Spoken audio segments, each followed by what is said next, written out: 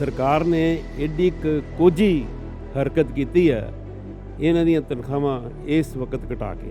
ਸਾਡੀ ਇਹਨਾਂ ਨੂੰ ਤਨ ਮਨ ਤੇ ਤਨ ਮੋਰਲ ਸਪੋਰਟ ਵੀ ਹੈ, ਫਾਈਨੈਂਸ਼ੀਅਲ ਸਪੋਰਟ ਵੀ ਹੈ, ਔਰ ਜਿਸ ਤਰ੍ਹਾਂ ਦੀ ਸਾਨੂੰ ਸਪੋਰਟ ਕਰਾਂਗੇ ਇਹਨਾਂ ਦੇ ਨਾਲ ਸੜਕ ਤੇ ਖੜੇ ਹੋਣਾ ਪਿਆ ਸੜਕ ਤੇ ਖੜੇ ਹੋਵਾਂਗੇ, ਭੁੱਖੇ ਰਹਿਣਾ ਪਿਆ ਭੁੱਖੇ ਰਵਾਂਗੇ। ਕਿਸੇ ਮੁਲਕ ਨੂੰ ਜੇ ਬਰਬਾਦ ਕਰਦਾ ਨਾ ਤੇ ਉਸ ਮੁਲਕ ਦੀ ਐਜੂਕੇਸ਼ਨ ਤੇ ਉਸ ਮੁਲਕ ਦੀ ਹੈਲਥ ਕੋਲ ਹੁਣ ਟਾਈਮ ਸਾਨੂੰ ਲੱਗਦਾ ਕਿ ਹੱਥੋਂ ਖੁਸਕ ਰਿਹਾ ਸਾਡੇ, ਔਰ ਇਸ ਤੋਂ ਬਾਅਦ ਦਾ ਜਿਹੜਾ ਸਾਡਾ ਮਕਸਦ ਹੈ ਉਹ ਇਹੀ ਹੈ ਕਿ ਸਰਕਾਰ ਨੂੰ ਸ਼ਾਇਦ ਜਗਾਉਣ ਦੇ ਲਈ ਸਾਨੂੰ ਇੱਕ ਉੱਚੇ ਲੈਵਲ ਤੇ ਹੀ ਲੈ ਕੇ ਜਾਣਾ ਪਏਗਾ ਸਾਰੀ ਸਟ੍ਰਾਈਕ ਨੂੰ। ਇਹ ਜਿਹੜਾ ਸਾਡਾ ਸੀ ਨਾ for the people of the people ਤੇ ਰਹਿ ਗਿਆ, ਪਰ ਨਾ ਬਾਈ ਦੀ ਪੀਪਲ ਰਿਹਾ ਨਾ ਫਾਰ ਦੀ ਪੀਪਲ ਰਿਹਾ। ਸੋ ਇਸ ਕਰਕੇ ਨਾ ਤੇ ਅਸੀਂ ਕੋਈ ਰਿਪਰੈਜ਼ੈਂਟ ਕਰਦੇ ਹਾਂ, ਸਾਡੀ ਕੋਈ ਸੁਣਾਈ ਨਹੀਂ ਹੁੰਦੀ ਤਾਂ ਮਤਲਬ ਸਾਡੀ ਕੋਈ ਰਿਪਰੈਜ਼ੈਂਟੇਸ਼ਨ नहीं। D4 न्यूज़ देख रहे तमाम दोस्तों को दीपक भंडारी का नमस्कार। एनपीए को लेकर लगातार डॉक्टर संघर्ष कर रहे हैं। सरकार की तरफ से डॉक्टरों का एनपीए कम कर दिया गया है। पहले ये गुरु नानक, आज हम पहुंचे हैं सरकारी मेडिकल कॉलेज के साथ जुड़े गुरु नानक देव हॉस्पिटल में, जहां पर आज डॉक्टरों ने पहली बार पूरा दिन स्ट्राइक की है। इससे पहले वो 3 घंटे की स्ट्राइक कर रहे थे। आज आईएमए के सदस्यों, इंडियन मेडिकल एसोसिएशन की ओर से भी डॉक्टरों को जो है सपोर्ट कर दिया गया है। इनका ये कहना है, बड़ा वाजिब क्वेश्चन है इनका, कि क्या हर कानून डॉक्टर के लिए ही है? सरकार खुद प्राइमरी सेवाएं नहीं दे पा रही। अगर सरकार नहीं चला पा रही है, मेडिकल कॉलेज नहीं चला पा रही है, सालों से मेडिकल कॉलेज, सरकारी मेडिकल कॉलेज नहीं खुले हैं, मेडिकल एजुकेशन का भट्टा बिठा दिया गया है, डॉक्टरों को सरकार दबाना चाह रही है, डॉक्टरों की इज्जत कम हो रही है, एक ही डॉक्टरों पर पाबंदियां क्यों लगाई जा रही हैं? यदि दूसरे जो प्रोफेशन हैं वहाँ लोग जो प्रोफेशनल्स हैं अपनी फ़ीस खुद तय करते हैं, तो एक डॉक्टर को अपनी फ़ीस तय करने का अधिकार क्यों नहीं है? हमारे साथ हैं गुरु नानक देव हॉस्पिटल के पैथोलॉजी विभाग के ये प्रोफेसर हैं विजय मेहरा डॉक्टर, इनसे बात करते हैं। डॉक्टर साहब नमस्कार। नमस्कार। डॉक्टर साहब देखो एनपीए ਨੂੰ ਲੈ ਕੇ लगातार स्ट्राइक चल रही है। डॉक्टर साहब सरकार सुन नहीं रही है। ਤੁਸੀਂ ਵੀ ਦੇਖੋ ਹੁਣੇ ਇੱਕ ਆਈਏਐਮਏ ਨਾਲ ਵੀ ਰੰਜ ਕੱਢਿਆ ਵੀ ਇੱਕ ਪਲੇਟਫਾਰਮ ਤੇ ਤੁਹਾਨੂੰ ਵੀ ਲੱਗਦਾ ਕਿ ਡਾਕਟਰ ਇੱਕ ਪਲੇਟਫਾਰਮ ਤੇ ਨਹੀਂ ਹੈਗੇ? ਨਹੀਂ ਡਾਕਟਰ ਇੱਕ ਪਲੇਟਫਾਰਮ ਤੇ ਮਤਲਬ ਪ੍ਰਾਈਵੇਟ ਡਾਕਟਰ ਤੇ ਸਰਕਾਰੀ ਡਾਕਟਰ ਮੇਰਾ ਨਹੀਂ ਖਿਆਲ ਕਦੀ ਵੀ ਇੱਕ ਪਲੇਟਫਾਰਮ ਤੇ ਰਹੇ। ਉਹ ਆਪਣਾ ਜਿਹੜੇ ਐਸਟੈਬਲਿਸ਼ਮੈਂਟ ਬਿੱਲ ਜਾਂ ਦੂਜੇ ਬਿੱਲ ਲੱਗੇ ਸੀ ਜਾਂ ਉਹਨਾਂ ਦੀ ਰੈਸਟ੍ਰਿਕਸ਼ਨ ਲਾਉਂਦੇ ਉਹਦੇ ਸਟ੍ਰਾਈਕ ਕਰਦੇ ਰਹੇ। ਹਾਂ ਇਹ ਜ਼ਰੂਰ ਹੈ ਕਿ ਡਾਕਟਰ ਜਿਹੜੇ ਆਈਐਮਏ ਦਾ ਹਿੱਸਾ ਹੈਗੇ ਸਾਰੇ ਦੇ ਸਾਰੇ, ਪਰ ਕਿਉਂਕਿ ਅਲੱਗ-ਅਲੱਗ ਅਦਾਰੇ ਹੈਗੇ ਆ, ਅਲੱਗ-ਅਲੱਗ ਜਗ੍ਹਾ 'ਤੇ ਕੰਮ ਕਰਦੇ ਆ, ਅਲੱਗ-ਅਲੱਗ ਉਹਨਾਂ ਦੇ ਡਿਊਟੀਜ਼ ਹੈਗੀਆਂ, ਇਸ ਕਰਕੇ ਥੋੜ੍ਹਾ ਜਿਹਾ ਤਾਂ ਹੁੰਦਾ। ਅਤੇ ਮੈਂ ਤਾਂ ਇਹੋ ਹੀ ਕਿਹਾ ਮੀਟਿੰਗ ਦੇ ਵਿੱਚ ਵੀ ਇਹੋ ਹੀ ਕਿਹਾ ਕਿ ਪਹਿਲਾਂ ਤਾਂ ਭਾਈ ਮੈਂ ਡਾਕਟਰ ਹਾਂ, ਮੇਰਾ ਮਾਨ ਤਾਂ ਡਾਕਟਰ ਹੈ ਨਾ ਸਭ ਤੋਂ ਪਹਿਲਾਂ ਤੇ ਮੈਂ ਆਪਣੇ ਮਾਨ ਦੇ ਉੱਤੇ ਚੋਟ ਚਾਹੇ ਮੈਂ ਸਰਕਾਰੀ ਹਾਂ ਚਾਹੇ ਮੈਂ ਪ੍ਰਾਈਵੇਟ ਹਾਂ ਨਹੀਂ ਨਾ ਹੋਣੀ ਚਾਹੀਦੀ ਕਿਸੇ ਵੀ ਤਰੀਕੇ ਨਾਲ। ਅਤੇ ਇਸ ਕਰਕੇ ਮੈਂ ਉਹਨਾਂ ਨੂੰ ਕਿਹਾ ਕਿ ਮੇਰਾ ਆਪਣਾ ਪਰਸਨਲ ਵਿਚਾਰ ਹੈਗਾ ਕਿ ਇਹ ਚੀਜ਼ ਜਿਹੜੀ ਹੈਗੀ ਹੈ IMA the part and parcel 3,28,000 ਬੰਦਾ ਆਈਐਮਏ ਦਾ ਮੈਂਬਰ ਹੈਗਾ, ਉਹਨਾਂ 'ਚੋਂ ਸਰਕਾਰੀ ਡਾਕਟਰ ਵੀ ਬਹੁਤ ਜ਼ਿਆਦਾ ਹੈਗੇ, ਪਰ ਲੇਕਿਨ ਸਾਨੂੰ ਇੱਕ ਕਲੈਕਟਿਵ ਇੱਕ ਰਿਸਪੌਂਸਿਬਿਲਿਟੀ ਹੈਗੀ ਸਾਡੀ ਆਪਣੇ ਜਿਹੜੇ ਮਾਨ ਨੂੰ ਬਰਕਰਾਰ ਰੱਖਣ ਦੀ, ਉਹ ਚਾਹੀਦੀ ਹੈ। ਡਾਕਟਰ ਸਾਹਿਬ ਤੁਹਾਨੂੰ ਕਿਉਂ ਲੱਗਦਾ ਵੀ ਡਾਕਟਰਾਂ ਦਾ ਮਾਨ ਕਿਉਂ ਘੱਟ ਹੋ ਰਿਹਾ? ਕਿਉਂ ਡਾਕਟਰਾਂ ਨੂੰ, ਜਿਵੇਂ ਤੁਸੀਂ ਕਿਹਾ ਵੀ ਡਾਕਟਰਾਂ ਨੂੰ ਚੋਰ ਕਿਹਾ ਜਾ ਰਿਹਾ, ਕਿਉਂ? ਨਹੀਂ ਇਹ ਤਾਂ ਇੱਕ ਪਬਲਿਕ ਦੀ ਸਾਈਕ ਬਣ ਗਈ ਨਾ। ਹੁਣ ਸਪੋਜ਼ ਕਰੋ ਇੱਕ ਬੰਦਾ ਹੈਗਾ, ਕੋਈ ਠੇਲੇ ਵਾਲਾ, ਕੋਈ ਕਿਸਾਨ ਹੈ, ਕੋਈ ਵਪਾਰੀ ਹੈ, ਉਹਦੀ ਤਾਂ ਇਨਕਮ ਹੀ ਨਹੀਂ ਵਧੀ। ਹੁਣ ਜੇ ਉਹਦੀ ਇਨਕਮ ਵਧੀ ਨਹੀਂ, ਸਰਕਾਰ ਨੇ ਪਿਛਲੇ ਕਈਆਂ ਸਾਲਾਂ ਤੋਂ ਉਹਦੀ ਇਨਕਮ ਨਹੀਂ ਵਧੀ, ਉਹਦੇ ਖਰਚੇ ਵੱਧ ਗਏ, ਮਹਿੰਗਾਈ ਬਹੁਤ ਜ਼ਿਆਦਾ ਹੋ ਗਈ। ਮੈਂ ਅੱਜ ਦੀ ਗੱਲ ਨਹੀਂ ਕਰ ਰਿਹਾ, ਪਿਛਲੇ 70 ਸਾਲ ਤੋਂ ਗੱਲ ਕਰ ਰਿਹਾ। ਉਹਦੀ ਇਨਕਮ ਜਿੰਨੀ ਵਧਣੀ ਚਾਹੀਦੀ ਸੀ ਉਹਦੀ ਇਨਕਮ ਵਧੀ ਨਹੀਂ। ਹੁਣ ਉਹ ਕਿੱਧਰ ਜਾਏਗਾ ਹੈਲਥ ਵਾਸਤੇ? ਉਹ ਹੈਲਥ ਵਾਸਤੇ ਸਰਕਾਰੀ ਵੱਲ ਜਾਏਗਾ। ਸਰਕਾਰ ਕੋਲ ਕੁਛ ਹੈ ਨਹੀਂ, ਪੈਸਾ ਕੋਈ ਲੱਗਾ ਨਹੀਂ, ਡਾਕਟਰ ਕੋਈ ਉਦੋਂ ਇਲਾਜ ਨਹੀਂ ਮਿਲਦਾ, ਉਹ ਪ੍ਰਾਈਵੇਟ ਜਾਂਦਾ। ਉਹ ਜਦੋਂ ਪ੍ਰਾਈਵੇਟ ਜਾਂਦਾ ਤਾਂ ਉਹਨੂੰ ਲੱਗਦਾ ਯਾਰ ਡਾਕਟਰ ਦੀ ਤਨਖਾਹ ਬਹੁਤ ਜ਼ਿਆਦਾ, ਡਾਕਟਰ ਦੀ ਫੀਸ ਬਹੁਤ ਜ਼ਿਆਦਾ, ਕਿਉਂਕਿ ਉਹਦੀ ਜੇਬ 'ਚ ਨਹੀਂ। ਹੁਣ ਅਮਰੀਕਾ ਦੇ ਵਿੱਚ ਜਾਂ ਰਸ਼ੀਆ ਦੇ ਵਿੱਚ ਜਾਂ ਯੂਰੋਪੀਅਨ ਕੰਟਰੀਆਂ ਦੇ ਵਿੱਚ, ਇੰਗਲੈਂਡ ਦੇ ਵਿੱਚ ਡਾਕਟਰਾਂ ਦੇ ਨਾਲ ਇਹ ਵਤੀਰਾ ਨਹੀਂ ਨਾ ਹੁੰਦਾ, ਕਿਉਂਕਿ ਉਹ ਸਰਕਾਰ ਦੇ ਰਹੀ ਹੈ ਨਾ ਉਹਨਾਂ ਨੂੰ GDP ਦਾ ਹਿੱਸਾ। ਤਾਂ ਸਰਕਾਰ ਉਹਨਾਂ ਦੀ ਆਪਣੀ ਵੀ ਇਨਕਮ ਵੱਧ ਗਈ, ਖੁਸ਼ਹਾਲੀ ਆ ਗਈ ਤੇ ਉਹਨੂੰ ਪੈਸੇ ਚੁੱਭਦੇ ਨੇ ਨਾ। ਫਿਰ ਜਿਹੜੇ ਪੈਸੇ ਚੁੱਭਣਗੇ ਤੇ ਮੈਨੂੰ ਵੀ ਖਰਚਾ ਲੱਗੇਗਾ। ਮੈਂ ਪਰਸਨਲੀ ਜੇ ਮੇਰਾ 2 ਲੱਖ ਰੁਪਏ ਇਲਾਜ ਤੇ ਲੱਗੇਗਾ ਤੇ ਮੈਂ ਕਹਾਂਗਾ ਡਾਕਟਰ ਚੋਰ ਹੈ। ਅੱਛਾ ਤੇ ਡਾਕਟਰ ਸਾਹਿਬ ਤੁਹਾਨੂੰ ਕੀ ਲੱਗਾ ਕਿ ਉਹ ਡਾਕਟਰ ਦੀ ਸਮਾਜ 'ਚ ਜੋ ਇੱਜ਼ਤ ਸੀ ਉਹ ਕਿਉਂ ਘਟ ਗਈ? ਉਹ ਐਸੇ ਕਰਕੇ ਘਟ ਗਈ ਨਾ ਜਿੱਦਾਂ ਕਿ ਇੱਕ ਸਿਸਟਮ ਸੀ ਕਿ ਡਾਕਟਰ ਨੇ ਆਪਣੀ ਤਨਖਾਹ ਡਾਕਟਰ ਦੀ ਆਪਣੀ ਜਿਹੜੀ ਫੀਸ ਹੈਗੀ ਸੀ ਵਧੀ ਨਹੀਂ, ਉਹਦੀ ਇਨਕਮ ਨਹੀਂ ਵਧੀ ਜਿੰਨੀ ਕਿ ਰਿਸਪੈਕਟਿਵ ਵਧਣੀ ਚਾਹੀਦੀ ਸੀ। ਨਾ ਮਰੀਜ਼ ਜਾਂ ਜਿਹੜਾ ਪੇਸ਼ੈਂਟ ਜਾਂ ਜਨਰਲ ਪਬਲਿਕ ਹੈਗਾ ਉਹਦੀ ਇਨਕਮ ਵਧੀ। ਅੱਛਾ ਸਾਹਿਬ ਇੱਕ ਗੈਪ ਆ ਗਿਆ ਨਾ। ਅੱਛਾ ਇੱਕ ਡਾਕਟਰ ਸਾਹਿਬ ਤੁਸੀਂ ਕਿਹਾ ਵੀ ਮੈਡੀਕਲ ਐਜੂਕੇਸ਼ਨ ਦਾ ਸਰਕਾਰ ਨੇ ਪੱਠਾ ਹੀ ਬਿਠਾ ਦਿੱਤਾ ਹੈ। ਮੈਡੀਕਲ ਐਜੂਕੇਸ਼ਨ ਦਾ ਪੱਠਾ ਕਿ ਮੈਡੀਕਲ ਐਜੂਕੇਸ਼ਨ ਜਦ ਸਰਕਾਰ ਹੈਗੀ ਹੈ ਉਹ ਸਰਕਾਰ ਦਾ ਕੰਮ ਸੀ 1947 ਤੋਂ ਲੈ ਕੇ 1947 ਦੇ ਜਿੱਲੇ ਹਿੰਦੁਸਤਾਨ ਆਜ਼ਾਦ ਹੈ ਕੋਈ ਚੰਦ 160 ਕਿ 70 ਮੈਡੀਕਲ ਕਾਲਜ ਹੈਗੇ ਸੀ ਉਹ ਤੇ ਹੁਣ ਵਧੇ ਹੀ ਨਹੀਂ ਉਸ ਹਿਸਾਬ ਨਾਲ 200 ਕੁਝ ਕਾਲਜ ਬਣਿਆ ਹਾਂਜੀ ਤੋਂ ਹੁਣ ਵੀ ਜਗ੍ਹਾ ਹੈਗਾ ਤੇ ਪ੍ਰਾਈਵੇਟ ਕਾਲਜ ਬਹੁਤ ਜ਼ਿਆਦਾ ਵੱਧ ਗਏ ਪ੍ਰਾਈਵੇਟ ਕਾਲਜ ਕਿਹਨਾਂ ਦੇ ਆ ਕੌਣ ਲਾਏਗਾ ਪ੍ਰਾਈਵੇਟ ਕਾਲਜ ਮੈਂ ਇੱਕ ਚੀਜ਼ ਹੋਰ ਕਲੀਅਰ ਕਰਦੇ ਹਾਂ ਕਿ ਪ੍ਰਾਈਵੇਟ ਕਾਲਜ ਕਿਸੇ ਕਾਰਪੋਰੇਟ ਦਾ ਨਹੀਂ ਹੈ ਪ੍ਰਾਈਵੇਟ ਕਾਲਜ ਪ੍ਰਾਈਵੇਟ ਲੋਕਾਂ ਦਾ ਹੈਗਾ ਉਹਨਾਂ ਨੇ ਸੁਸਾਇਟੀਆਂ ਬਣਾਈਆਂ ਉਹਨਾਂ 'ਚ ਪੈਸਾ ਕਿਹਦਾ ਲੱਗਾ ਹੈ ਉਹਦੇ 'ਚ ਪੈਸਾ ਲੱਗਾ ਜਾਂ ਪੋਲੀਟੀਸ਼ੀਅਨਾਂ ਦਾ ਜਾਂ ਬਿਊਰੋਕਰੈਟਸ ਦਾ ਜਾਂ ਕਿਸੇ ਹੋਰ ਸੰਸਥਾਵਾਂ ਦਾ ਜਿਹੜੀਆਂ ਕਿ ਰਨ ਚਲਾਉਂਦੀਆਂ ਧਾਰਮਿਕ ਸੰਸਥਾਵਾਂ ਦਾ ਉਹਦਾ ਪੈਸਾ ਲੱਗਾ ਉਹ ਪੈਸਾ ਜਿਹੜਾ ਲਾਇਆ ਪੈਸਾ ਕਮਾਏਗਾ ਨਾ ਉਹ ਤੇ ਪ੍ਰਾਈਵੇਟ ਕਾਲਜ ਤੇ ਇੱਕ ਮਿਆਰ ਖਤਮ ਹੋ ਜਾਣਾ ਇੱਕ ਪਾਸੇ ਸੁਪਰੀਮ ਕੋਰਟ ਕਹਿੰਦਾ ਕਿ ਬੈਸਟ ਬੰਦਾ ਆਉਣਾ ਚਾਹੀਦਾ ਕੁਆਲਿਟੀ ਐਜੂਕੇਸ਼ਨ ਹੋਣੀ ਚਾਹੀਦੀ ਹੈ ਇੱਕ ਪਾਸੇ ਤੁਸੀਂ ਪ੍ਰਾਈਵੇਟ ਦੇ ਰਹੇ ਹੋ ਪ੍ਰਾਈਵੇਟ 'ਚ ਪੈਸਾ ਲੈ ਕੇ ਆ ਜਾਏਗਾ ਤੇ ਕੁਆਲਿਟੀ ਆਫ ਡਾਕਟਰ ਵੀ ਘਟ ਗਈ ਨਾ ਇੱਕ ਡਾਕਟਰ ਜਿਹਾ ਮੈਂ ਬਣਿਆ ਸੀ ਠੀਕ ਹੈ ਜੀ ਮੈਂ ਬਣਿਆ ਆਪਣੀ ਆਪਣੀ ਇੰਟੈਲੀਜੈਂਸ ਦੇ ਨਾਲ ਆਪਣੇ IQ ਦੇ ਨਾਲ ਆਪਣੀ ਮਿਹਨਤ ਦੇ ਨਾਲ ਤੇ ਹੁਣ ਪ੍ਰਾਈਵੇਟ 'ਚ ਡਾਕਟਰ ਬਣ ਰਿਹਾ ਤਾਂ ਉਹ ਹੌਲੀ ਹੌਲੀ 10ਵੀਂ ਸਾਲਾਂ ਦੇ ਵਿੱਚ ਮੈਡੀਕਲ ਐਜੂਕੇਸ਼ਨ ਦਾ ਤੇ ਗੜਬੜ ਹੋਣੀ ਹੋ ਸੀ ਇਹ ਤੇ ਇੱਕ ਹੋਣਾ ਹੀ ਸੀ ਉਹ ਹੁਣ ਵੀ ਚੱਲ ਰਹੀ ਹੈ ਡਾਕਟਰ ਸਾਹਿਬ ਤੁਹਾਨੂੰ ਲੱਗਦਾ ਇੱਕ ਸੋਚੀ ਸਮਝੀ ਜਿਹੜੀ ਸਕੀਮ ਸਾਜ਼ਿਸ਼ ਦੇ ਤਹਿਤ ਦੇਖੋ ਨਾ ਜੇ ਗੱਲ ਕਰੀਏ ਤੇ ਕਈ ਸਾਲਾਂ ਤੋਂ 40-45 ਸਾਲਾਂ ਤੋਂ ਨਵਾਂ ਕੋਈ ਸਰਕਾਰੀ ਮੈਡੀਕਲ ਕਾਲਜ ਨਹੀਂ ਖੁੱਲਿਆ ਐਜੂਕੇਸ਼ਨ ਦਾ ਪੱਠਾ ਬੈਠੇ ਜਾ ਰਿਹਾ ਇਹ ਕੀ ਲੀਡਰ ਸਾਡੇ ਇੱਧਰ ਧਿਆਨ ਹੀ ਨਹੀਂ ਹੈ ਜਿਵੇਂ ਮੋਦੀ ਸਾਹਿਬ ਨੇ ਵੀ ਕਿਹਾ ਵੀ ਅੱਜ ਵੀ ਸਾਡੀਆਂ ਜਿਹੜੀਆਂ ਸੇਵਾਵਾਂ ਅਪ ਟੂ ਮਾਰਕ ਨਹੀਂ ਹੈਗੀਆਂ ਧਿਆਨ ਹੀ ਨਹੀਂ ਗਿਆ ਨਾ ਕਿਸੇ ਦਾ ਕਿਸੇ ਮੁਲਕ ਨੂੰ ਜੇ ਬਰਬਾਦ ਕਰਦਾ ਨਾ ਤੇ ਉਸ ਮੁਲਕ ਦੀ ਐਜੂਕੇਸ਼ਨ ਤੇ ਉਸ ਮੁਲਕ ਦੀ ਹੈਲਥ ਕੋਲੋਂ ਜਿਹੜੇ ਮੁਲਕ ਡਿਵੈਲਪ ਹੁੰਦੇ ਆ ਨਾ ਉਸ ਮੁਲਕ ਦੇ ਵਿੱਚ ਦੋ ਚੀਜ਼ਾਂ ਮੈਂਡੇਟਰੀ ਹੁੰਦੀਆਂ ਉਹਨਾਂ ਮੁਲਕਾਂ ਦੀ ਹੈਲਥ ਤੇ ਐਜੂਕੇਸ਼ਨ ਮਸਟ ਹੋਣੀ ਚਾਹੀਦੀ ਹੈ ਅੰਗਰੇਜ਼ਾਂ ਨੇ ਆ ਕੇ ਸਭ ਤੋਂ ਪਹਿਲਾਂ ਇਸ ਮੁਲਕ ਦੀ ਜਿਹੜੀ ਐਜੂਕੇਸ਼ਨ ਨੂੰ ਖਤਮ ਕੀਤਾ ਤੇ ਡਿਵੀਜ਼ਨ ਪਾਈ ਤੇ ਮੁਲਕ ਬਰਬਾਦ ਹੋ ਗਿਆ ਤੇ ਗੁਲਾਮ ਹੋ ਗਿਆ ਨਾ 1 ਲੱਖ ਅੰਗਰੇਜ਼ ਸਾਰੇ ਹਿੰਦੁਸਤਾਨ ਦੇ 35 ਕਰੋੜ ਲੋਕਾਂ ਦੇ ਉੱਤੇ ਰਾਜ ਕਰਦਾ ਰਿਹਾ ਤੇ ਰਾਜ ਕਿਹਨਾਂ ਸਿਰ 'ਤੇ ਕਰਦਾ ਰਿਹਾ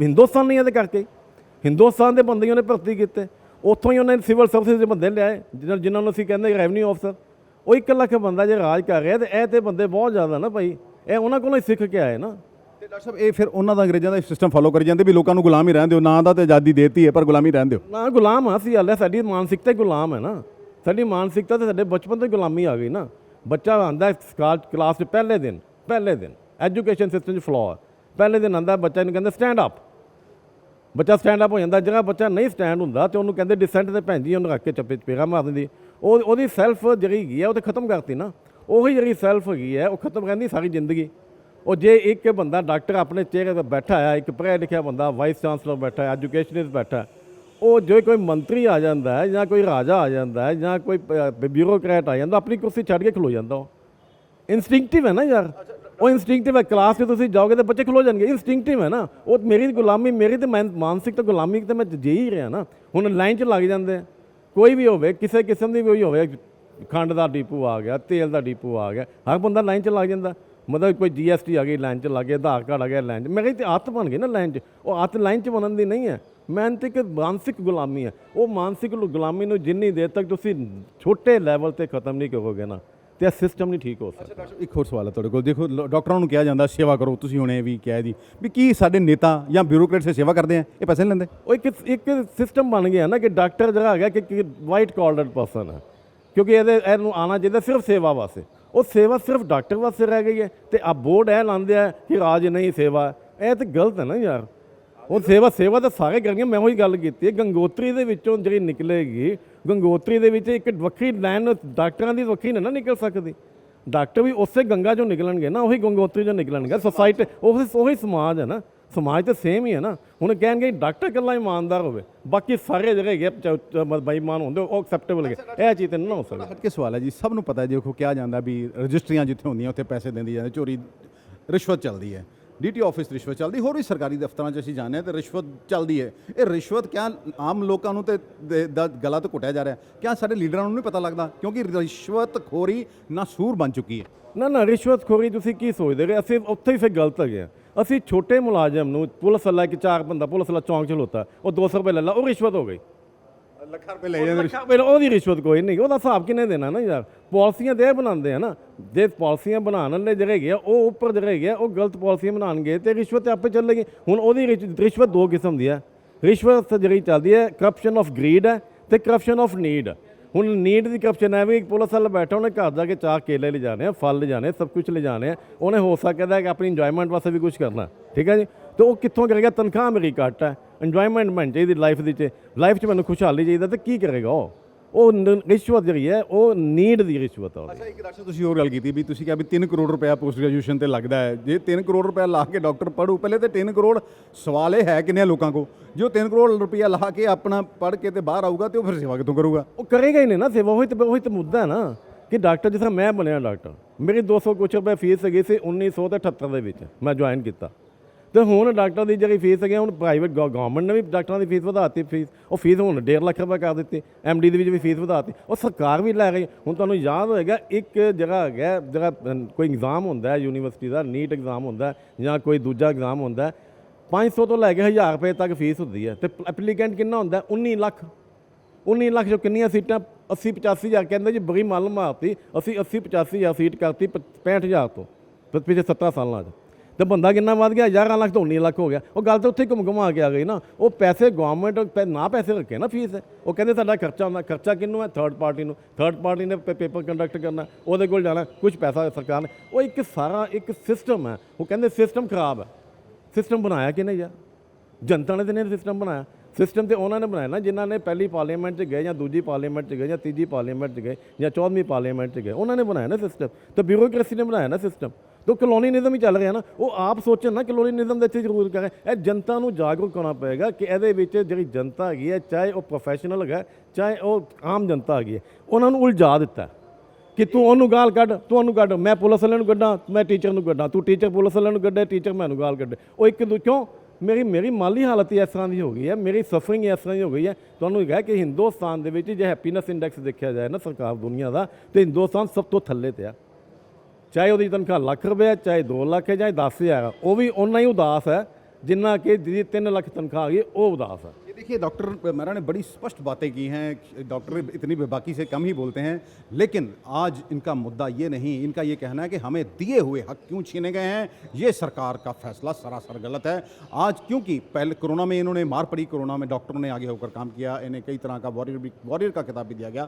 आज सरकार ने इनका जो NPA वो छीन लिया है। पिछले 1 महीने से लगभग डॉक्टर स्ट्राइक पर कर रहे हैं, मरीजों को परेशानी हो रही है, सिविल हॉस्पिटल बंद पड़े हुए हैं, लेकिन सरकार के कान पर जूं तक नहीं रेंग रही है। हमारे साथ और भी डॉक्टर हैं, उनसे भी बात करेंगे। IMA के भी सदस्य कुछ आए हुए हैं यहाँ पर इन्हें सपोर्ट करने के लिए, उनसे भी बात करेंगे कि उनका क्या कहना है। लगातार डॉक्टर हड़ताल ने ਐਮਰਜੈਂਸੀ ਸੇਵਾਵਾਂ ਸਿਰਫ ਚੱਲ ਰਹੀਆਂ, OPD ਬੰਦ ਹੈ, ਟੀਚਿੰਗ ਬੰਦ ਹੈ। ਅੱਜ ਇੰਡੀਅਨ ਮੈਡੀਕਲ ਐਸੋਸੀਏਸ਼ਨ ਨੇ ਵੀ ਡਾਕਟਰਾਂ ਨੂੰ ਸਮਰਥਨ ਦਿੱਤਾ। ਸਾਡੇ ਨਾਲ ਨੇ ਇੰਡੀਅਨ ਮੈਡੀਕਲ ਐਸੋਸੀਏਸ਼ਨ ਪੰਜਾਬ ਦੇ ਪ੍ਰਧਾਨ ਡਾਕਟਰ KD ਅਰੋੜਾ। ਡਾਕਟਰ ਨਮਸਕਾਰ।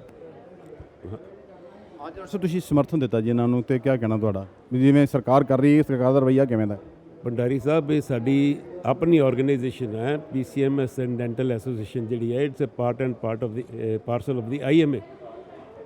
ਇਹਨਾਂ ਦੇ ਉੱਤੇ ਕੋਈ ਤਕਲੀਫ ਆਵੇ, ਇਹਨਾਂ ਨੂੰ ਕੋਈ ਪ੍ਰੋਬਲਮ ਆਵੇ, ਅਸੀਂ ਤਾਂ ਹਰ ਵੇਲੇ ਇਹਨਾਂ ਦੇ ਨਾਲ ਹਾਂ। ਸੋ 1 ਮਹੀਨਾ ਹੋ ਗਿਆ ਦੇਖਦੇ ਹਾਂ, ਇਹ ਕਦੀ ਸੜਕਾਂ 'ਤੇ ਤੁਰੇ ਫਿਰਦੇ ਨੇ, ਕਦੀ ਵਿਚਾਰੇ ਪੈਨ ਡਾਊਨ ਸਟ੍ਰਾਈਕ ਕਰਦੇ ਨੇ, ਕਦੀ ਕੁਝ ਕਰਦੇ। ਕਿਉਂ ਕਰਦੇ ਨੇ? ਇਹਦਾ ਮਗਰ ਐਡਾ ਵੱਡਾ ਰੀਜ਼ਨ ਹੈ। ਇਸ ਵੇਲੇ ਸਟੇਕ ਇਹ ਨਹੀਂ ਹੈ ਵੀ ਇਹਨਾਂ ਦੀ ਤਨਖਾਹ ਘਟ ਗਈ ਹੈ, ਸਟੇਕ ਇਹ ਹੈ ਵੀ ਇਹਨਾਂ ਦਾ ਸਨਮਾਨ, ਮਾਨ, ਈਗੋ, ਇੱਜ਼ਤ ਉੱਤੇ ਸੱਟ ਵੱਜੀ ਹੈ। ਔਰ ਸਰਕਾਰ ਨੇ ਐਡੀ ਕੋਝੀ ਹਰਕਤ ਕੀਤੀ ਹੈ, ਇਹਨਾਂ ਦੀਆਂ ਤਨਖਾਹਾਂ ਇਸ ਵਕਤ ਘਟਾ ਕੇ NPA ਨੂੰ ਡੀਲਿੰਕ ਕਰ ਦਿਓ। 6th ਪੇ ਕਮਿਸ਼ਨ, ਸਾਰੀ ਦੁਨੀਆ 7th ਪੇ ਕਮਿਸ਼ਨ ਲੈ ਕੇ ਤੁਰਦੀ ਲੱਗੀ ਹੋਈ ਹੈ, ਤੇ ਇਹ 6th ਪੇ ਕਮਿਸ਼ਨ ਪੰਜਾਬ 'ਚ ਲੈ ਕੇ ਬੈਠੇ ਨੇ। ਔਰ ਉਹਦੇ ਮੁਤਾਬਕ ਇਹਨਾਂ ਦੀਆਂ NPA ਨੂੰ ਡੀਲਿੰਕ ਕਰ ਦਿਓ। ਬੇਸਿਕ ਤੁਸੀਂ ਐਜ਼ IMA ਪ੍ਰੈਜ਼ੀਡੈਂਟ ਪ੍ਰਦੇਸ਼ ਦੇ ਕਿਸ ਤਰ੍ਹਾਂ ਇਹਨਾਂ ਨੂੰ ਸਮਰਥਨ ਦੇ ਰਹੇ ਹੋ? ਜਿਵੇਂ ਇਹਨਾਂ ਨੇ ਕਿਹਾ ਵੀ ਇਹਨਾਂ ਇੱਥੇ ਸਟ੍ਰਾਈਕ ਤੇ ਨੇ ਜੀ, ਤੁਹਾਡਾ ਕੀ ਸਮਰਥਨ ਹੈ ਇਹਨਾਂ ਨੂੰ? ਸਾਡੀ ਇਹਨਾਂ ਨੂੰ ਤਨ ਮਨ ਤੇ ਤਨ, ਮੋਰਲ ਸਪੋਰਟ ਵੀ ਹੈ, ਫਾਈਨੈਂਸ਼ੀਅਲ ਸਪੋਰਟ ਵੀ ਹੈ। ਔਰ ਜਿਸ ਤਰ੍ਹਾਂ ਦੀ ਸਾਨੂੰ ਸਪੋਰਟ ਕਹਿਣਗੇ, ਇਹਨਾਂ ਦੇ ਨਾਲ ਸੜਕ 'ਤੇ ਖੜ੍ਹੇ ਹੋਣਾ ਪਿਆ, ਸੜਕ 'ਤੇ ਖੜ੍ਹੇ ਹੋਵਾਂਗੇ, ਭੁੱਖੇ ਰਹਿਣਾ ਪਿਆ, ਭੁੱਖੇ ਰਵਾਂਗੇ, ਚੰਡੀਗੜ੍ਹ ਜਾਣਾ ਪਿਆ, ਚੰਡੀਗੜ੍ਹ ਜਾਵਾਂਗੇ, ਸਰਕਾਰੀ ਦਰਬਾਰੇ ਜਾ ਕੇ ਖੱਪ ਪਾਣੀ ਵੀ ਉਹ ਵੀ ਕਰਾਂਗੇ ਅਸੀਂ। ਡਾਕਟਰ ਸਾਹਿਬ, IMA ਆਪਣੀ OPDਆਂ ਵੀ ਬੰਦ ਕਰੇਗੀ ਜਾਂ ਕੁਝ ਇੱਕ ਦਿਨ ਸਿੰਬੋਲਿਕ ਸਟ੍ਰਾਈਕ ਕਰੋਗੇ ਤੁਸੀਂ ਇਹਨਾਂ ਦੇ ਸਮਰਥਨ 'ਚ? ਬਿਲਕੁਲ ਕਰੇਗੀ। ਐਮਰਜੈਂਸੀ ਤੱਕ ਬੰਦ ਕਰਨ ਨੂੰ ਤਿਆਰ ਹਾਂ। ਸਾਡੇ ਡਾਕਟਰਾਂ ਉੱਤੇ ਰਗਾਹ ਨਹੀਂ ਆਉਣੀ ਚਾਹੀਦੀ। ਇਹਨਾਂ ਨੇ ਤਾਂ ਸਾਡੇ ਬੱਚਿਆਂ ਨੂੰ ਪੜ੍ਹਾਇਆ ਹੈ, ਔਰ ਅੱਗੋਂ ਉਹਨਾਂ ਦੇ ਬੱਚਿਆਂ ਨੂੰ ਪੜ੍ਹਾਉਣ ਦੇ ਨੇ। ਇਹਨਾਂ ਨੂੰ ਅਸੀਂ ਤਕਲੀਫ ਆਉਂਦੀ ਦੇਖ ਸਕਦੇ ਹਾਂ। ਸਾਡੇ ਦੇ ਵਾਸਤੇ ਖੂਨ ਦੇ ਅਥਰੂ ਵਗਾਉਂਦੇ ਹਾਂ ਜੇ ਇਹਨਾਂ ਨੂੰ ਤਕਲੀਫ ਆਉਂਦੀ ਤੇ। ਮਤਲਬ ਅਸੀਂ ਬਰਦਾਸ਼ਤ ਹੀ ਨਹੀਂ ਕਰ ਸਕਦੇ। ਡਾਕਟਰ ਸਾਹਿਬ ਤੁਹਾਨੂੰ ਨਹੀਂ ਲੱਗਦਾ ਵੀ ਸਰਕਾਰਾਂ ਦਾ ਰਵੱਈਆ ਬੜਾ ਨਾ ਪੱਖੀ ਰਿਹਾ ਹਮੇਸ਼ਾ ਹੀ? ਮੈਡੀਕਲ ਐਜੂਕੇਸ਼ਨ ਨੂੰ ਜਿਵੇਂ ਕਿਹਾ ਗਿਆ ਇਹਨੂੰ ਪ੍ਰੋਤਸਾਹਿਤ ਕਰਨਾ ਚਾਹੀਦਾ ਸੀ, ਪ੍ਰਫੁੱਲਤ ਕਰਨਾ ਚਾਹੀਦਾ ਸੀ, ਇੱਧਰ ਧਿਆਨ ਹੀ ਨਹੀਂ, ਪ੍ਰਾਈਵੇਟ ਫਲਰਿਸ਼ ਕਰ ਗਏ। ਉਹ ਇਹ ਸਰਕਾਰ ਜਿਹੜੀ ਹੈ ਨਾ ਪ੍ਰਾਈਵੇਟ ਨੂੰ, ਤੇ ਤੁਹਾਨੂੰ ਪਤਾ ਹੀ ਕਿੰਨੀ ਬੜੀ ਤੁਸੀਂ ਦੇਖ ਹੀ ਲਿਆ ਸਾਡਾ, ਅਸੀਂ ਕਲੀਨਿਕਲ ਐਸਟੈਬਲਿਸ਼ਮੈਂਟ ਐਕਟ ਤੇ ਨੈਸ਼ਨਲ ਮੈਡੀਕਲ ਕਮਿਸ਼ਨ ਤੇ ਮਿਕਸੋਪੈਥੀ ਤੇ ਕਿੰਨੀ ਵਾਰੀ ਸਟ੍ਰਾਈਕ ਕੀਤੀ ਹੈ ਤੁਸੀਂ, ਔਰ ਤੁਸੀਂ ਮੇਰਾ ਇੰਟਰਵਿਊ ਲਿਆ, ਹਰ ਵਾਰੀ ਲਿਆ। ਇਹ ਸਰਕਾਰ ਐਡੀ ਕਿ ਨਿਕੰਮੀ ਹੈ ਵੀ ਹੈਲਥ ਤੇ ਐਜੂਕੇਸ਼ਨ ਇਹਨਾਂ ਦੀ ਪ੍ਰਾਇੋਰਟੀ 'ਚ ਹੈ ਹੀ ਨਹੀਂ। ਹੈਲਥ ਦਾ ਬੇੜਾ ਗਰਕ ਹੋ ਜਾਏ ਇਹਨਾਂ ਨੂੰ ਕੋਈ ਫਰਕ ਨਹੀਂ ਪੈਂਦਾ। ਪੰਜਾਬ ਦੇ ਵਿੱਚ ਅੱਜ ਤੋਂ 25-30 ਸਾਲ ਪਹਿਲੇ ਪ੍ਰਾਇਮਰੀ ਹੈਲਥ ਸਰਵਿਸਿਜ਼ ਐਡੀਆਂ ਕਿ ਚੰਗੀਆਂ ਸਨ, ਜਿਹੜੀਆਂ ਕਿ ਇਸ ਵੇਲੇ they are at there Nadir, ਬਿਲਕੁਲ ਫਰਸ਼ ਤੇ ਆ ਗਈਆਂ। ਔਰ ਛੋਟੇ ਛੋਟੇ ਜਿਹੜੇ ਨਰਸਿਸ ਨੇ, ਪੈਰਾਮੈਡੀਕਲ ਵਰਕਰਸ ਨੂੰ ਮੈਡੀਕਲ ਆਫਿਸਰ ਦਾ ਦਰਜਾ ਦੇ ਕੇ ਖੜਾ ਕਰਤਾ, ਔਰ ਜਿਹੜੇ ਕੁਆਲੀਫਾਈਡ ਡਾਕਟਰ ਨੇ ਉਹਨਾਂ ਨੂੰ ਕੋਵਿਡ ਦੀਆਂ ਡਿਊਟੀਆਂ ਲਾਤੀਆਂ, ਜਾਓ ਵੈਕਸੀਨੇਸ਼ਨ ਦਿਓ ਲੋਕਾਂ ਨੂੰ। ਤੇ ਤੁਹਾਨੂੰ ਨਹੀਂ ਲੱਗਦਾ ਵੀ ਲੀਡਰ ਸਾਰੇ ਜਦੋਂ ਆਪਣੇ ਇਹਨਾਂ ਨੇ 6-6 ਪੈਨਸ਼ਨਾਂ ਲੈ ਰਹੇ ਨੇ, ਕਿੱਥੇ ਲਿਖਿਆ ਵੀ 4-6 ਪੈਨਸ਼ਨ ਲੈਣੀਆਂ, ਆਪਣਾ ਤਾਂ ਸਾਰਾ ਕੁਝ ਵਧਾਈ ਜਾਂਦੇ ਆ, ਤੇ ਜਿਹੜੀ ਪਬਲਿਕ ਦੀ ਗੱਲ ਹੈ ਉਹਦਾ ਹੀ ਤੇ ਗੱਲ ਨਹੀਂ। ਮੈਂ 2 ਮਿੰਟ ਪਹਿਲੇ ਨਾ ਆਪਣੇ ਲੈਕਚਰ 'ਚ ਕਿਹਾ ਸੀ, ਇੱਥੇ ਡੈਮੋਕ੍ਰੇਸੀ ਨਹੀਂ ਹੈ, ਦਿਸ ਇਜ਼ ਬਲੱਡੀ ਰਿਜੀਮ। ਇਹ ਸਾਰਾ ਡਿਕਟੇਟਰਸ਼ਿਪ ਟਾਈਪ ਜਾ ਰਿਹਾ, ਜਿੱਥੇ ਜਾਂ ਤੁਸੀਂ ਫਿਊਡਲਿਜ਼ਮ ਕਹਿ ਲਓ, ਜੇ ਅਗਰ ਆਪਾਂ ਪੁਰਾਣੀ ਡੈਫੀਨੇਸ਼ਨ ਜਾਈਏ ਨਾ, ਇਹ ਫਿਊਡਲਿਜ਼ਮ ਬਣ ਗਿਆ। They have all become feudalistic lords. ਜਿੰਨੇ ਸਾਡੇ ਪੋਲੀਟੀਸ਼ੀਅਨਸ ਨੇ, ਜਿੰਨੇ ਬਿਊਰੋਕਰੈਟਸ ਨੇ, ਇਹ ਇੱਕ ਰੂਲਿੰਗ ਇਲੀਟ ਵੱਖਰੀ ਬਣ ਗਈ ਹੈ, ਪਬਲਿਕ ਇੱਕ ਵੱਖਰੇ ਸਪੈਕਟਰਮ 'ਤੇ ਆ। ਹੁਣ ਰੂਲਿੰਗ ਇਲੀਟ ਸਦੀਆਂ ਤੋਂ ਪਬਲਿਕ ਦਾ ਕੀ ਹਾਲ ਕਰਦੀ ਆਈ ਹੈ, ਇਹ ਤੁਹਾਨੂੰ ਪਤਾ। ਤੁਸੀਂ ਇੰਗਲਿਸ਼ ਵਰਡ ਬੋਲਿਆ ਜੀ ਫਿਊਡਲ, ਉਹਨੂੰ ਪੰਜਾਬੀ 'ਚ ਐਕਸਪਲੇਨ ਕਰ ਦਿਓ ਜ਼ਰਾ।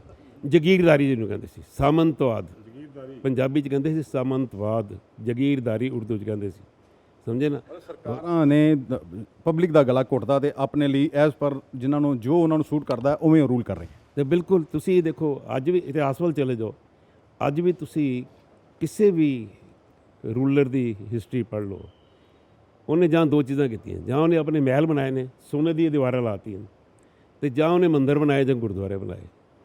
ਪਬਲਿਕ ਦੇ ਭਲੇ ਲਈ ਕਿੰਨੇ ਕੰਮ ਕੀਤਾ? ਮਸੀਤਾਂ ਬਣਾਤੀਆਂ, ਐਡਿਡ ਵੱਡੀਆਂ ਗੁਰਦੁਆਰੇ ਬਣਾਤੇ। ਸੜਕਾਂ ਦੀਆਂ ਨਾਲੀਆਂ ਕਿੰਨੇ ਬਣਾਉਣੀਆਂ? ਲੋਕਾਂ ਨੂੰ ਸੀਵਰੇਜ ਸਿਸਟਮ ਕਿੰਨੇ ਦੇਣਾ ਹੈ? 17 ਸਾਲਾਂ ਤੋਂ ਉਹੀ ਬਣਾ ਰਹੇ ਡਾਕਟਰ ਸਾਹਿਬ। ਨਹੀਂ, ਇਹ 17 ਸਾਲਾਂ ਦੀ ਗੱਲ ਫਿਰ ਵੀ ਕੁਝ ਠੀਕ ਸੀ, ਬੈਟਰ ਸੀ than what it has been for the centuries. ਜਦੋਂ ਕਿ ਇੱਥੇ ਬਿਲਕੁਲ ਹੀ ਸਾਮੰਤਵਾਦ ਸੀ, ਉਹਦੇ ਨਾਲ ਕੁਝ ਫਰਕ ਪਿਆ ਸੀ, ਪਰ ਹੁਣ ਆ ਕੇ ਫਿਰ ਉਹ ਕੁਝ ਹੋ ਗਿਆ। ਦੇਖੋ ਜੀ, ਇਹ IMA ਦੇ ਪ੍ਰਧਾਨ ਨੇ ਪ੍ਰਦੇਸ਼ ਤੇ ਇਹਨਾਂ ਨੇ ਬੜੀ ਗੱਲ ਕਹੀ ਕਿ ਜੇ ਇਹਨਾਂ ਦੀ ਸਰਕਾਰ ਮੰਗਾਂ ਨਹੀਂ ਮੰਨੇਗੀ ਤੇ ਇਹ ਵੀ ਸੜਕਾਂ ਤੇ ਬੈਠਣਗੇ, ਲੋੜ ਪਈ ਤੇ ਐਮਰਜੈਂਸੀ ਤੇ OPD ਸੇਵਾਵਾਂ ਬੰਦ ਕਰ ਦੇਣਗੇ। ਸਾਡੇ ਨਾਲ ਨੇ ਮੈਡੀਕਲ ਡੈਂਟਲ ਟੀਚਰ ਐਸੋਸੀਏਸ਼ਨ ਦੇ ਪ੍ਰਧਾਨ ਨੇ ਡਾਕਟਰ ਮ੍ਰਿਦੂ ਗਰੋਵਰ, ਉਹਨਾਂ ਨਾਲ ਵੀ ਗੱਲ ਕਰਾਂਗੇ। ਇਸ ਤੋਂ ਬਾਅਦ ਡਾਕਟਰ ਅਮਰੀਕ ਸਿੰਘ ਨੇ, ਉਹ ਵੀ ਪ੍ਰਧਾਨ ਨੇ, IMA ਦੇ ਰਹਿ ਚੁੱਕੇ, ਉਹਨਾਂ ਨਾਲ ਵੀ ਗੱਲ। ਡਾਕਟਰ ਸਾਹਿਬ ਦੇਖੋ, ਅੱਜ ਤੁਸੀਂ ਟੀਚਿੰਗ ਬੰਦ ਹੈ, OPD ਬੰਦ ਹੈ, ਸਰਕਾਰ ਨਹੀਂ ਸੁਣ ਰਹੀ, ਲਗਭਗ 1 ਮਹੀਨੇ ਤੋਂ ਤੁਹਾਡੀ ਸਟ੍ਰਾਈਕ ਜਾਰੀ ਹੈ, ਤੇ ਤੁਸੀਂ ਪਿੱਛੇ ਕਿਹਾ ਸੀ ਅਸੀਂ ਮਾਸ ਰੈਜ਼ਿਗਨੇਸ਼ਨ ਦੇਣ ਨੂੰ ਤਿਆਰ ਹਾਂ।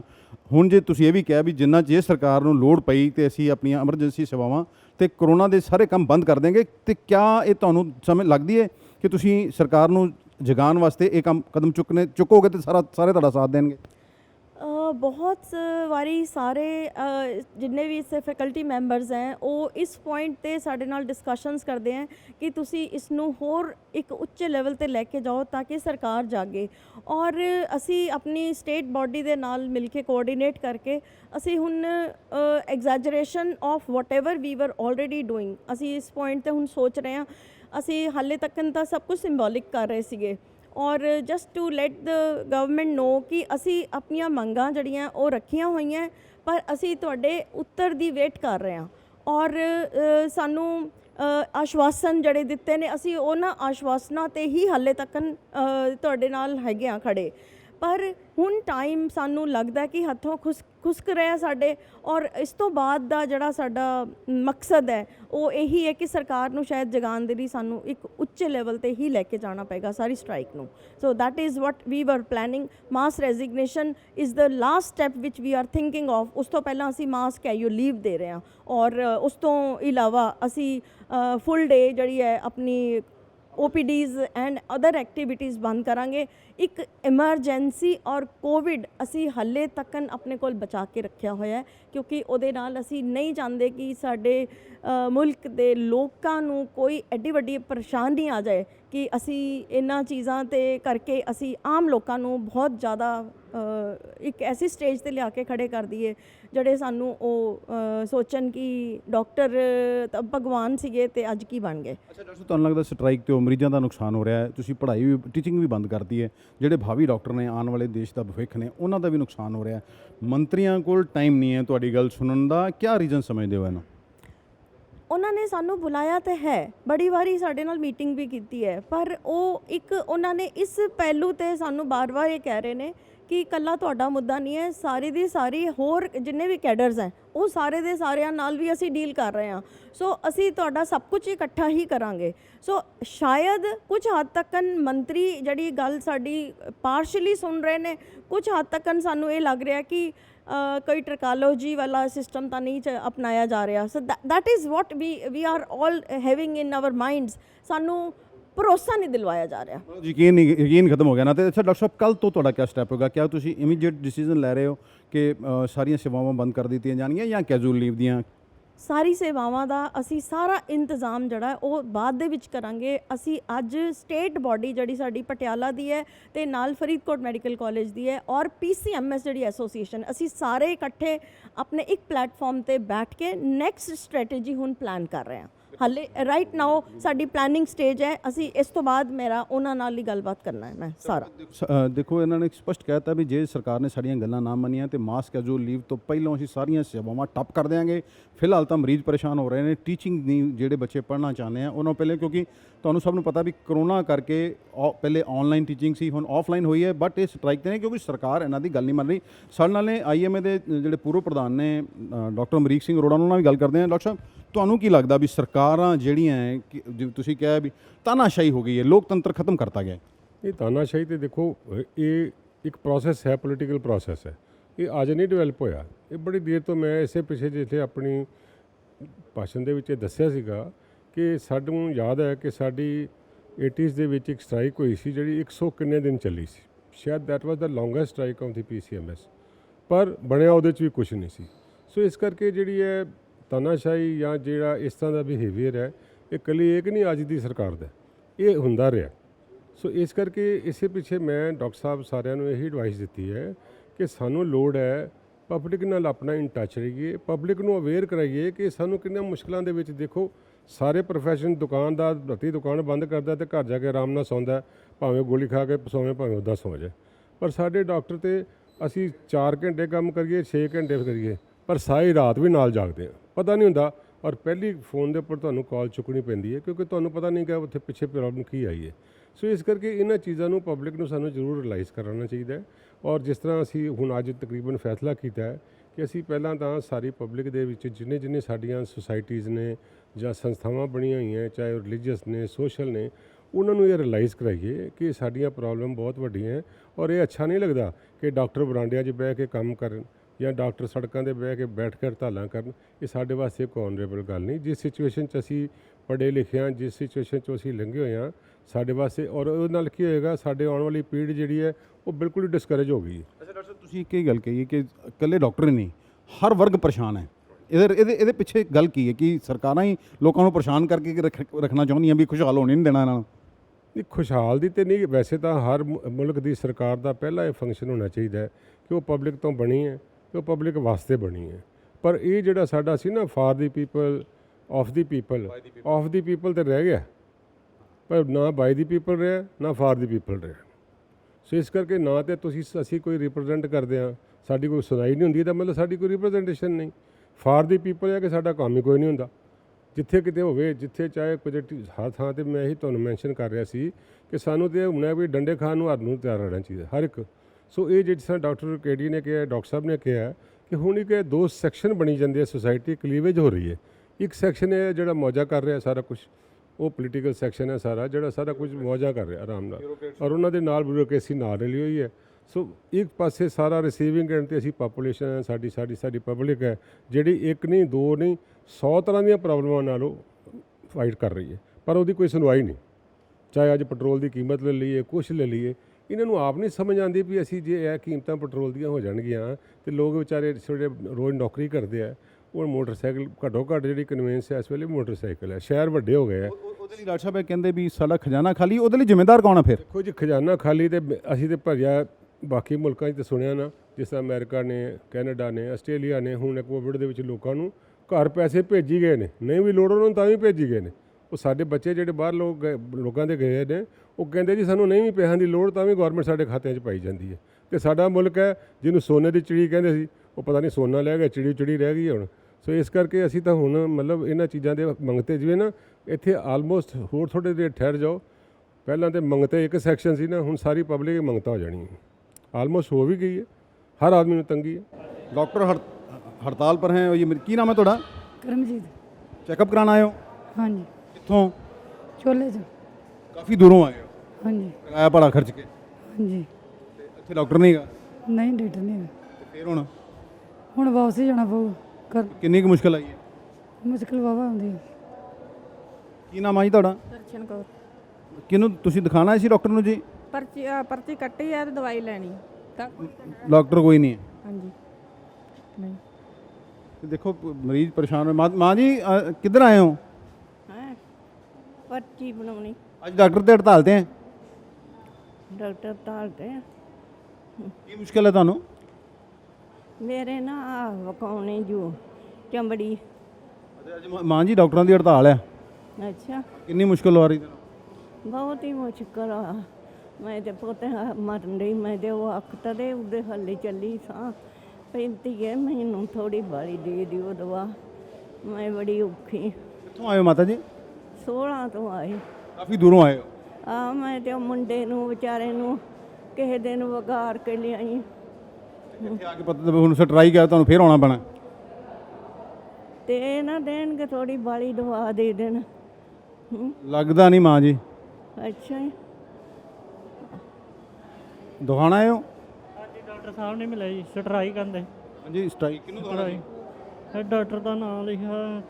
ਕੀ ਮੁਸ਼ਕਲ ਹੈ? ਇਹ ਲੱਤ ਦਰਦ ਹੁੰਦੀ ਹੈ। ਡਾਕਟਰ ਅਸੀਂ ਬੜੀ ਦੂਰੋਂ ਆਏ, ਬੜੇ ਪਰੇਸ਼ਾਨ ਹਾਂ। ਕਿੱਥੋਂ ਆਏ ਹੋ? ਅਸੀਂ ਆਏ ਟਾਲਾ ਸਾਹਿਬ ਲਾਗੇ, ਤੰਤਾ ਰੋਡ ਤੋਂ। ਕਿਰਾਇਆ ਭਾੜਾ ਖਰਚ ਗਿਆ? ਹਾਂਜੀ 350 ਰੁਪਇਆ ਦਿਹਾੜੀ ਵੀ ਤੜਾਈ ਆ, ਤੇ ਉੱਤੋਂ ਡਾਕਟਰ ਨਹੀਂ ਮਿਲੇ, ਦਵਾਈ ਦਾ बड़ी परेशानी होती है ना।